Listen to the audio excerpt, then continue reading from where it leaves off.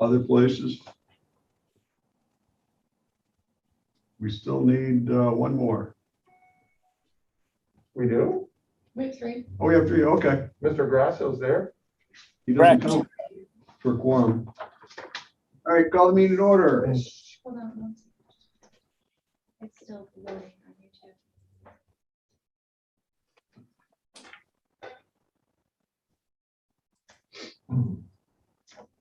We're live. Okay, welcome all Industrial Park.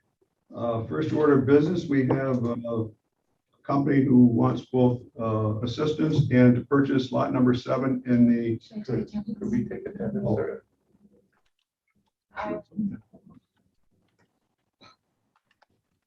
All right, so Michael Biddle, Yes, ma'am. Mike Wild, Here, Mike Grasso, Present. Steve O'Brien. here, So that's three. all right, so I'm not gonna repeat myself. Riley is Bucks County, Biscotti in Pennsylvania. They're looking to relocate the company up here, looking at lot 7 in the IDA Park. Also looking for assistance. They intend to build a 5,000 square foot building. And I let him say how many people he's going to employ, but it looks like a good fit for the property. So Riley, would you please give us a little rundown on Bucks County Biscotti and what led you up here? Yeah, absolutely. Pleasure to meet everyone. Thanks for meeting this morning. So essentially, our business was started in 1993 by my parents, Craig and Karen. We've been around for about 27 years. I joined about 2 years ago, came from the startup world in New York City and got an entrepreneurial itch, decided to come home and join my parents' business. We have since expanded. We have 3 or 4 different business lines now. We provide direct wholesale biscotti to a number of coffee shops and cafes between right now between New York and Washington, D.C., as well as accounts all across the country. And we also offer online D2C biscotti gift boxes to folks nationwide. So we have since my joining, we've successfully outgrown our current facility. My parents, before I had joined the business, had purchased a plot of land up on the Hudson, just off Big Boom Road in Queensbury, and they were looking to retire at some point and build their house up here. So part of my whole program of coming home was to try to successfully outgrow our current facility and then find a new permanent, larger bakery for us to work out of. So that led me up to New York. It led to discussions with the IDA. And after exploring Warren and Washington County, we determined that this lot at the airport looked to be a perfect fit for our new plans.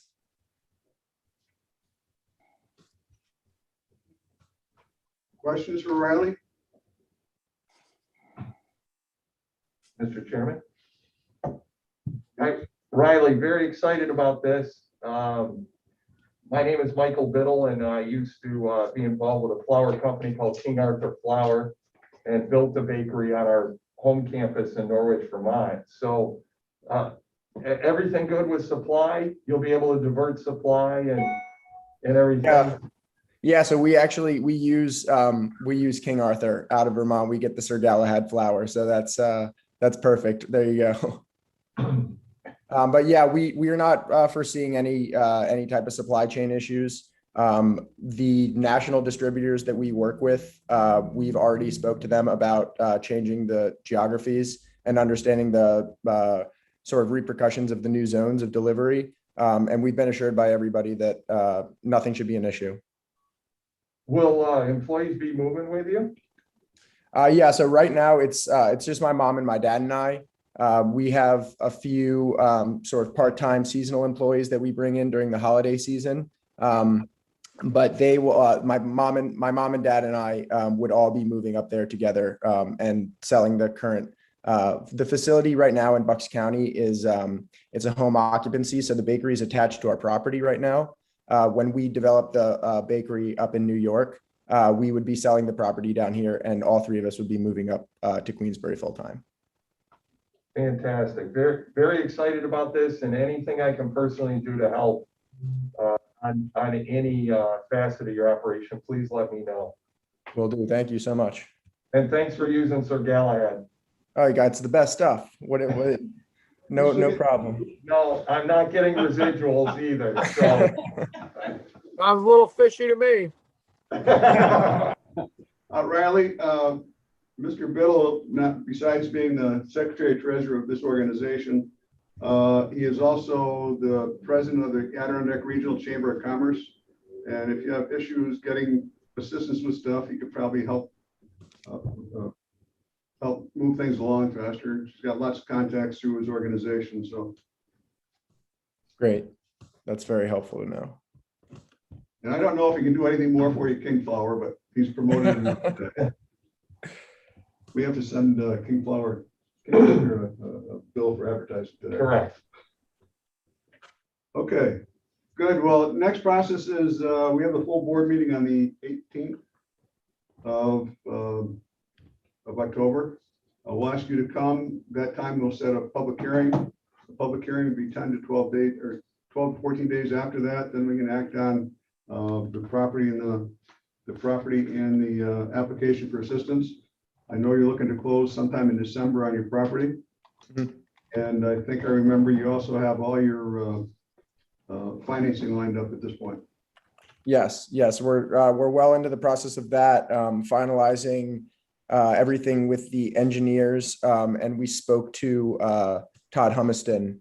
We've been in communication with him, lining everything up in terms of planning with the town. So trying to get all the cogs in place for when the financing closes, we can move forward really quickly.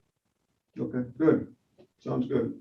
Well, thanks for attending, Riley, and we'll move on forward. Do you have anything to give it, Mike? You work for the most. No, just Riley, it's been a pleasure working with you from the get-go, and look forward to finalizing everything, and can't wait to have some biscotti. I was gonna say, I apologize for the late notice. You guys should all be enjoying a breakfast treat right now. Tomorrow Oh. morning would be fine. There you go. There you go. Perfect. All right. Thank you so much. I'll keep an eye out for any next steps heading into the 18th. Riley, I've got a question. Dave, I want to pose Yeah, a question to Riley. We had sent over the updated, they're tentative at the moment, but updated wetland boundaries for lot 7. I hope your engineers and you have seen that and are taking that into account.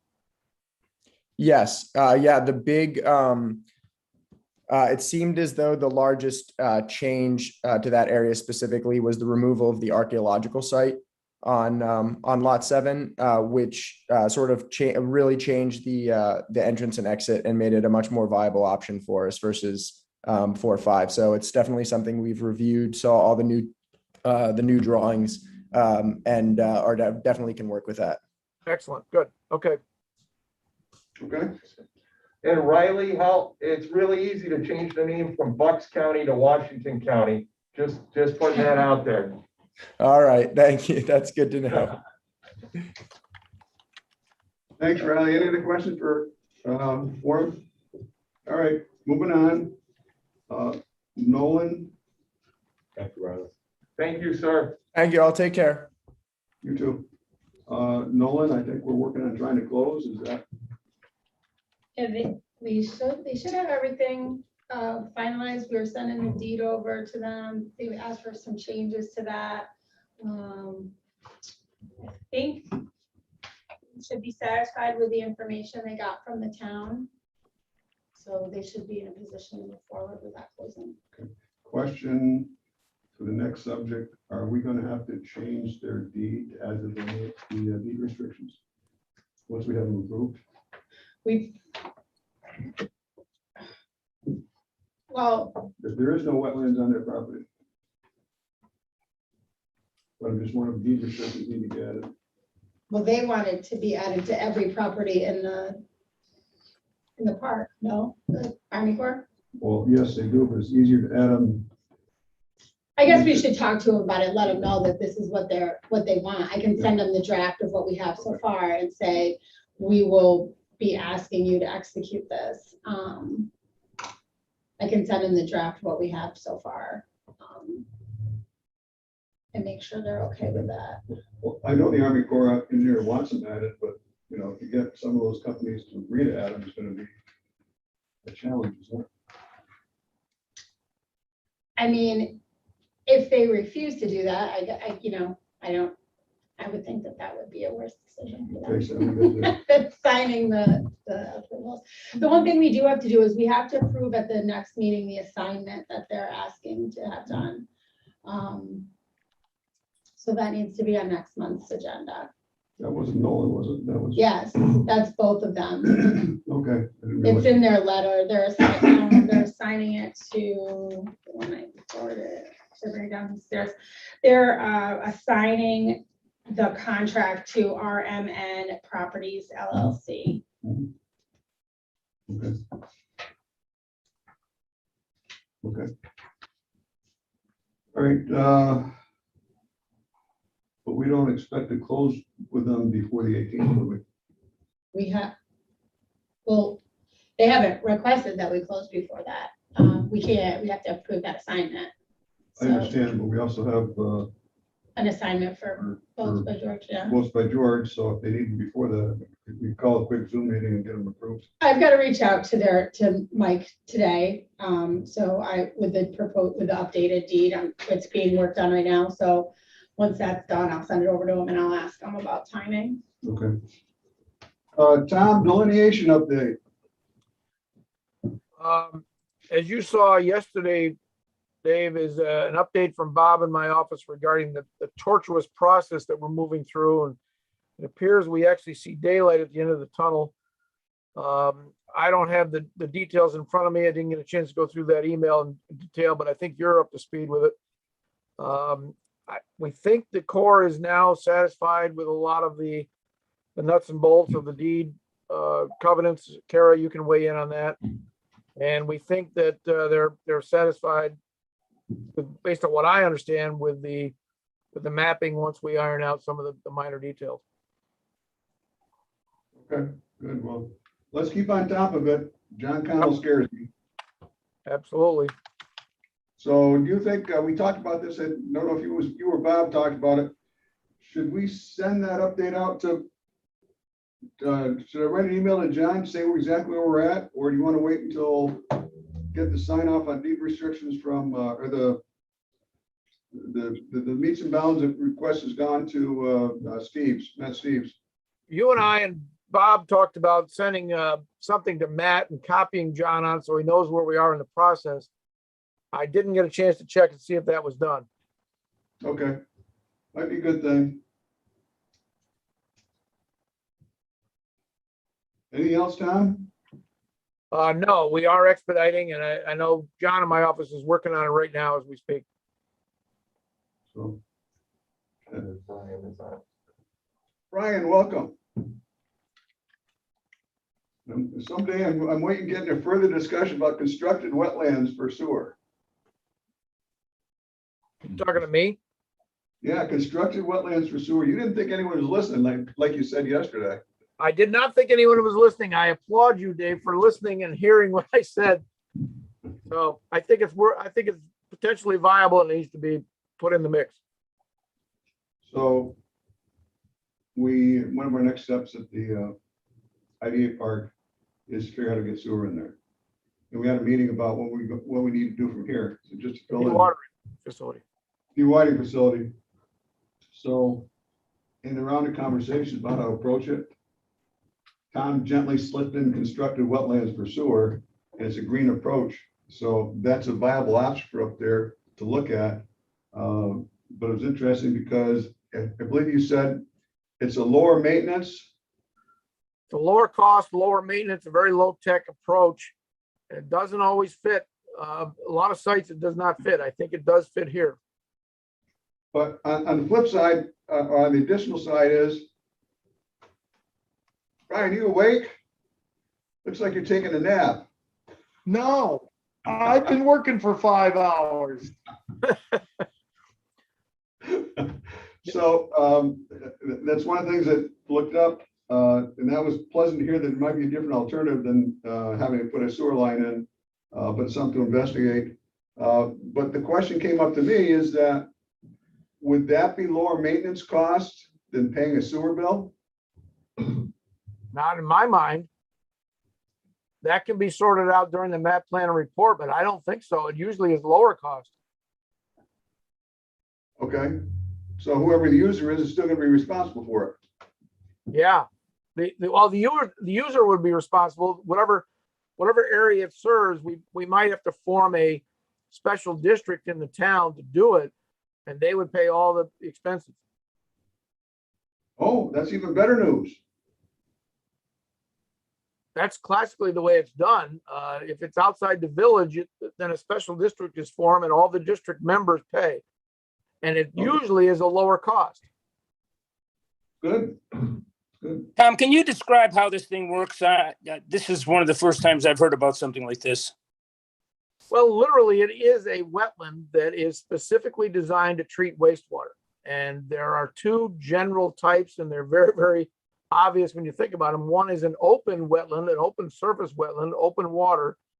And another style is subsurface. You don't even see the wetland. It's a subsurface wetland built of stone. And both alternatives have viability and both can be investigated for this particular application. But it's a very low tech process. It's really Mother Nature. We're sort of getting out of the way and letting Mother Nature handle domestic waste. It's very viable for sites that have enough land area. As I told Dave the other day, it's not viable when you don't have enough land area. I think we have land area here for near the dewatering site. What is it like, a Tom, I secret guess, pit, or is it like a septic field? No, it just looks like a regular wetland. It looks like a natural wetland that Mother Nature would build.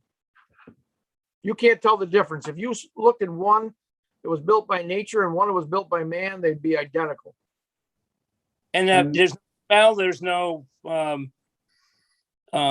nastiness to it? Nope, no odors, no bugs, no deleterious effects whatsoever. No different than a normal wetland. Interesting. Thank you. And it's a And so, technology that's Tom, been around for a long time, Mike- as well. So it's got a lot of improvement to it. Was that Craig? I didn't hear. my question, yeah, I didn't hear it either. All right, Brian. Yeah, Go ahead, Greg. it's a proven technology. It's been around for a long time. 40 years ago, when Sugar Bush Ski Area had to expand up there, they put in constructed wetlands. So, for Craig the is past exactly 20 right. years, It's been around many, many years. It's been around a long time. Brian, you have- Okay, so my question is, does it limit us to our opportunities if we have that type of sewer as compared to the other kind? Is there limits to what we're able to bring in? There might be, depending on what the industrial waste is, if there is industrial waste. Both plants, either the existing treatment plant or this new wetland facility, could be limited, and I'm not sure which would be more limited. Industrial waste has been treated by wetlands before. Just depends on what industrial waste. So that would be a question that has to be asked. So the question that comes to my mind is that when WL was gonna build, they were gonna put a line into East Street for their own use. It was not gonna be big enough to service the entire site. So having said that, it could be we're looking at a hybrid. We could look at a hybrid where if we have an industry that needs that direct line over to East Street for a different wastewater, it would be much cheaper to build a line to East Street than going down that smaller line to East Street than going down by the canal. Yes, that is a possibility. Or if the industrial wastes are a very, very small component, possibly could just be put into a holding tank and treated some other way. hauled off site via truck, if it's a very small quantity. So there are a lot of different options that could be looked at. Cool. Thanks, Tom. Any other questions for Tom? Moving on. Thanks, Tom. Okay, have a good one. Have a good day. You See you, too. Tom. I need approval of the September 4th, 2021 minutes for the IDA executive part. Do I have a motion? Move. Moved by Mr. Biddle. Do I have a second? I'll second that. It's Mike. Second by Mr. Wild. Any omissions, corrections, updates? All in favor? Aye. Opposed? Carried. UTAP policy, I've sort of done a rough draft and sent it to Kara to look at and expand on. Hopefully, we can get a meeting together another 3 or 4 weeks to review it and finalize some decisions we have to make about where we're going on it. Yeah.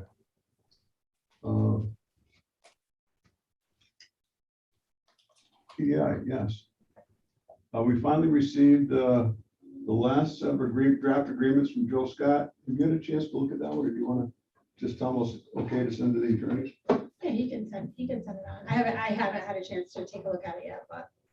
Sure, that's fine. Get it moving. Okay, I just printed it this morning. we'll do. That was one of the simpler ones. It was a host benefit agreement for the schools and the towns. It was a draft It's draft. like We got pretty the other- straightforward. other draft agreements, so that's in process. They hope to be in a position to get the contract signed with the Public Service Commission by the end of the year and move on. So it's critical that we get these agreements done. We are the first county that they're gonna start building in. So to get our agreements closed and done is gonna be very important so we can start. Because the other counties are gonna be later, the ones in the lake are simpler, so we'll see. I found my first resistance to putting the cable in the lake from a person up in, from Beth up in the regional planning board. She did a lot of studies as part of a doctoral program of the basis of what's in the lake bed there and all the different layers. So she objects to having stuff in there. But She drives a car, right? she drives a car. Okay, next question. Next. She's not that as interested in the car as she is in the lake bed. I'm just making a point, Environmentalist. a gentle point. That's selective environmentalist. Thank you. Hi, Brian. I'm awake now. I thought I'd get you going. Follow litigation. Trying electric car. Wait, I didn't mention anything about electric. Oh. Don't ask. Follow litigation, there's been a change schedule. They're supposed to review the FOIL request we submitted to them. And then by the 18th, they're supposed to get their response in, then we've got to the 28th, and they're most likely, from what I read, will probably be oral arguments. We may lead to In front of. Judge Avenue. So that's my update.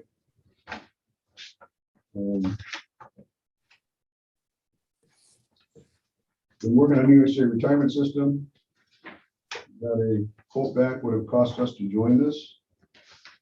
We have until March 31st, 2022 to join the system. The cost would be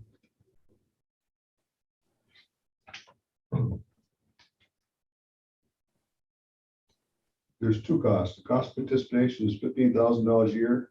That's based on our initial join. That's based on prorated numbers for this year. Ally would have been prorated back. Ally's would be prorated back at the first time she joined it with, she joined the IDA back in 2019. Mike's would be prorated based on the 6 months. Generally, we can expect the costs be roughly $16,000 a year on the IDA part. So That's a percentage of salary. percentage of salary, and it all depends on what the state wants to do. I've seen it go as low as 60, and I've seen it high as 25%. So if they're not getting the return they feel they need, they're gonna jack it up this time period.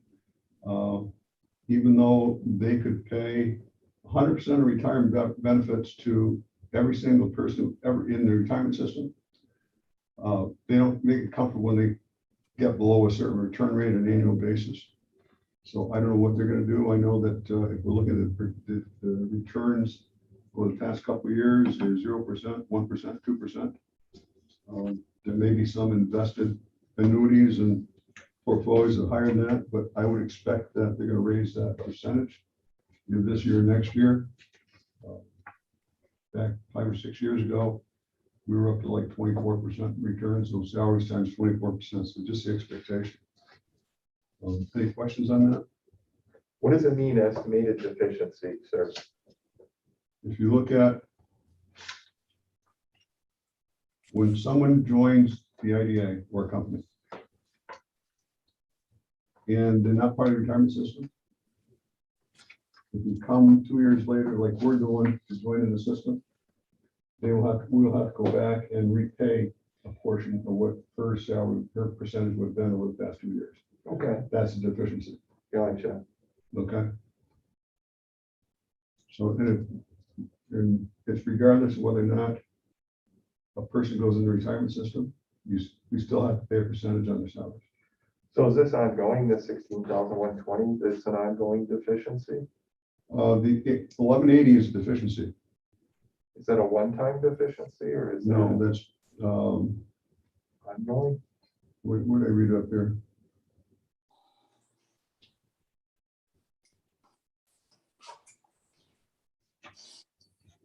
Because it says right here, estimated annual cost will be 16,120. I'm saying that what they're saying is that that's deficiency over 25 years. Oh, okay. That deficiency paid over 25 years annually. I think it's 1180. I'll ask for clarification. That's the question. Well, that makes sense then, because it's still catching up. The 1180 deficiency doesn't take care of back pay totally in 1 year. No, You gotta keep stretching it out. Yeah. Okay, so thank you, sir. I do need a clarification. Here it is. For the liability member service rendered with the agency prior to its date of participation in the system. Amount of deficiency is dependent on the member's years of service, age, and salary at the time the agency becomes a participating employer, as indicated in the ROSI was provided in New York State retirement system. Deficiency is paid in annual installments over 25 years and included in the annual invoice. So yes, they're saying that's 25 years. But that would be a deficiency for Mr. Ostrander for his short time here and a deficiency for Miss Alley, correct? Perhaps I'll get that clarified. I'm not quite sure on that Okay. because he was already a member of the retirement system. Correct. And that's why, okay, so I- my brain goes to that's $30,000 over 25 years to catch up for Miss Alley for 2 and Mr. Ostrander for, how long you been here, my friend? 4 months? 3 months. 3 months. 4 months. So that's the only reason I ask. It just seems really high over 25 years. Yeah. Thank you, sir. I'll ask Amy about this. Yes. And there's a match, there's deduction out of each paycheck for retirement, plus there's a contribution from the agency. Agency plus the contributions from the members. I'm not quite sure what it is. At different levels on each one. I figure out do you know what tier you're in? 4. So it's still 30%. Hey, wait, Grasso. So I think it's 4. So we have time on this. So no matter when we join, no one's going to lose any retirement. And Mr. Chairman, just to make sure I'm very much in favor of us going forward with this, just had a question on the numbers. Thank you. No, I understand. It's a financial issue the workforce going to decide on and when we join. Thank you.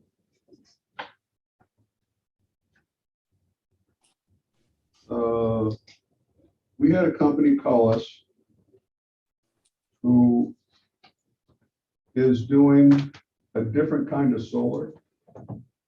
They are doing community-based systems and they're doing them on landfills.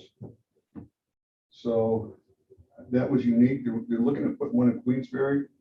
Their timeline is out about 12 months before they get started, but they were interested in seeing if we would give them assistance. I know that when we talked about redoing UTAP, we're gonna have a broader definition of green ability, because we got one that's interested in hydro too. New one that came up is interested in hydropower. Hydropower, solar, wind. There was another one, hydropower, wind and solar. Geothermal, Geo. Yeah, from okay. our hot springs. Hot Springs, yeah, from Hot Springs downtown Glens Falls. Or maybe methane from the dumps From dumps, yeah. or transfer stations, whatever, I'm sorry, Transfer station, landfills, unpolitically correct. unpolitically correct. So, one of the things that changed is reviewing some of the laws that are in effect is now, New York State laws calls on, one of the missions of the IDA is to help with green power.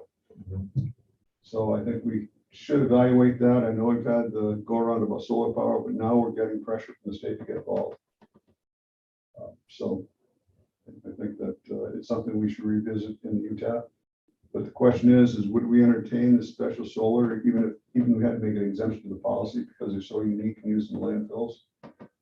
That's basically land out there doing nothing. I think a lot of the consideration was people were concerned we're going to use ag land. But that's not up to us to determine. That's up to the local planning boards to determine. Chairman, could you share with us the new guidance from the state? Not right now, if you Oh, don't yeah, have I it, will. but yeah, if you could send it to us, that would help me. Yeah. Understand is the wrong word, but at least read what the state is sending. And secondly, we might be able to make a better decision based off of that. No, I can send it out. Thank you. Have you read that recent change? All right. I was surprised. So, Makes sense. It's all part, let's call it supply chain. So if we're going to be cultivating new users for energy, be able to offset, be able to keep it within the goals of the state. Chairman, I'm really excited at the further use of a landfill in some manner. And then secondly, I know when one of the considerations is having a big grid portion near the solar power. So I know that that's actually one of the biggest costs. And I can't imagine unless Mr. Wild and Mr. Grasso knows differently, that there's a big national grid station near so that all makes sense why they would come to us. they're talking about the Queensbury landfill that's been capped. So if that means anything to anyone. I don't know where it is. There's a couple. Right along the Northway. As you approach exit 19, it's on the right-hand side. Okay. Is it that one or Ridge Road? That's the one I'm familiar with. It could be one, it could be either. Could be either. It's not a bad idea. The state also has a lot of incentives for solar right now. I think they're just pushing because they don't have that free money. So they're looking for a way to incentivize it even more so. So if that's what we're doing, I agree with the landfills. I don't necessarily agree with other usable property for us to be able to take some of our industrial land and make it into a solar field. I don't think that quite makes sense either, as well as the farmland. Right. Both of those locations should have very little effect on residential. The one on Ridge, you got Jenkinsville Road and Ridge, but the other one is kind of in a business area. So depending on which one. One of the things is we went through in NYSERDA, talking to NYSERDA, actually the state has taken away from communities the ability to where they're going to locate it or site them. They put that in the state's hands. If they can't get movement quick enough, the state can site where they want to, regardless of what the local community is. So they're actually trying to override all the local communities issues. And I think, did Laura Oswald ever come and talk to us about that at one time? I don't recall, sir. If not, we should have talked to several different groups. But, they're actually taking the ability to planning boards out of their hands and zoning out of their hands and putting in the state's hands, and they can override people. I hope that's tested in court because I don't believe in that. That means that they have open latitude to put it anywhere they want, doesn't matter where it is, and I don't agree with that. Projects of a certain size, isn't it? Some sort of threshold there. There are small ones, there are big ones, the larger ones, they're taking the ability to cite themselves. So, more to follow.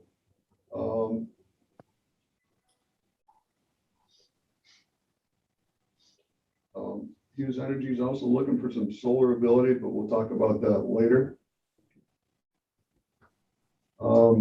Anything else come before the committee? There was one thing that came before, we talked about at the board meeting. Where did I put that? We talked about board meeting of, no, it must be in my bag. We talked about board meeting of the ability to get title insurance. For the Canal Side Energy Park. Outside Energy Park. So the assumption they put in was it's 76, insuring it for $7,600,000 to be $24,213. I'm not sure we want to do that far, that much. There's an option to That's deny the it. assessed value. That's where that number came from, because that's what we talked about at the last meeting, possibly that number. Then we- It seems a little high. And that's for the 80 acres? Yeah, Yeah. but yeah, it's about 80 acres. Yeah, approximately, Yeah. sure. So there was a question, $1 million. $1 million is about 3,000 when I looked at it. Yeah, Based on proration, it's a straight proration. We could decide to go lower than that. Or actually take no title insurance. I think that, as Kara said in the last meeting, is that title's been pretty clear on that property. Is this one-time payment or is this One-time annual? payment. Yeah. One-time payment, so. Just something to think about. We'll get on the next agenda, but I just wanted to think about it. Was Mr. Grasso part of that conversation? Yeah, we had talked about the possible litigation and getting a lower number than that 7 million. Because if anybody had any claims to it, could you buy them out for a lesser number? Because that is a finite number. Once you buy title insurance, that's it. That you can't purchase more. So I don't know, Kara, what do you think? Do you think with all the title searches and everything on this, that it would, that you'd have claims exceeding more than $1 million? I mean, I don't see anything. I think $1 million would be reasonable and we could get a quote for that. I wouldn't recommend doing no title insurance because then you have nothing to rely on. So if any issue does come up, then you're on your own as far as any coverage goes. Does the title insurance, because I don't sell title insurance, does the title insurance provide defense coverage also? Yeah, yep. Then that's a wise move to get at least something so we have defense coverage. Let's get a quote for $1 million. Okay. And we'll bring up a board meeting.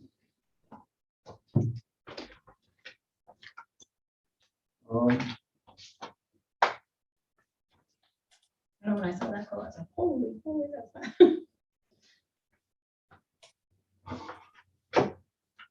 So, okay.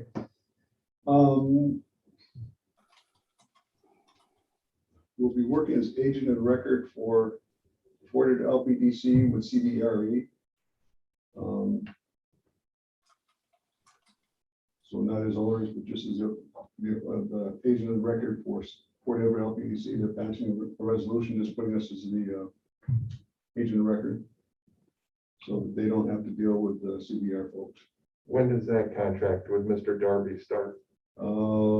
Yesterday. So you will be with me tomorrow at the site. Okay. I would assume they're going to do some signage up there, Dave. I will have a conversation with them tomorrow. So we'll see where we go from there. Okay. Okay. Yep.